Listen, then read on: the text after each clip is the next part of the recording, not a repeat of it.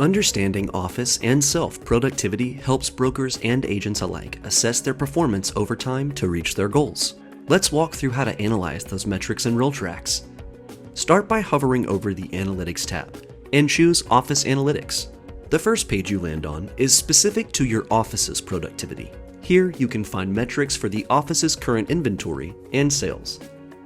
You can edit the property class selection to include all types. You can also change the time frame to analyze your office performance within a specific date range.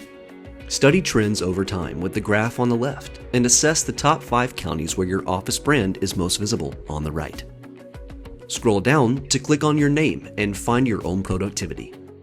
Here you can find similar analytics to the previous page, but more focused on you.